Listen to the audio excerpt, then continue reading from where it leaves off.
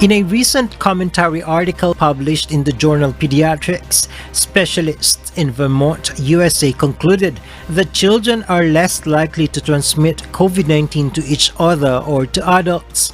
The authors, Dr. Benjamin Lee and Dr. William Rashka, both infectious disease specialists in children, also mentioned that many schools in the USA can and should reopen in fall, provided safety guidelines are observed and local transmission in the community is low.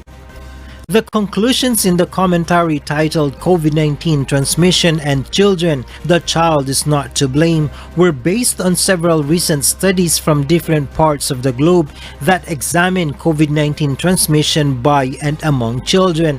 In a recent study in Switzerland by doctors in University of Geneva's Medical School, contact tracing showed only 3 out of 39 Swiss children infected with COVID-19 was a child the suspected index case, with symptom onset preceding illness in adult household contacts.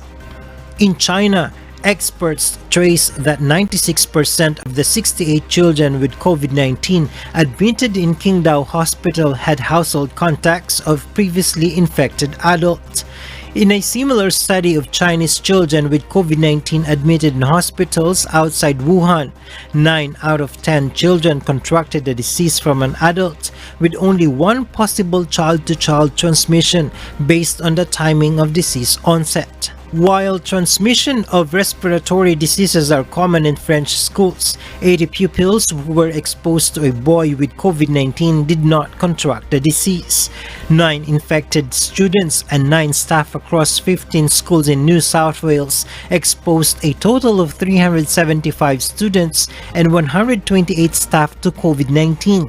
Only 2 secondary infections resulted and only 1 adult-to-child transmission was recorded. Dr. Rashka, associate editor of the Journal of Pediatrics, said the key takeaway is that children are not driving the pandemic and that they are less likely to become infected with coronavirus and seem less infectious.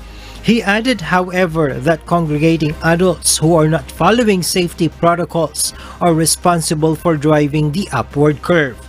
What we're seeing is that children in the youngest age groups have a lower seroprevalence, and those that are above 10 seem to have a similar seroprevalence to those that are among older young adults and above 20 years old, which means that they can be infected, which we've said from the beginning, but they do tend to have more mild disease. In terms of transmission, there's quite a lot that we still need to understand about transmission in children.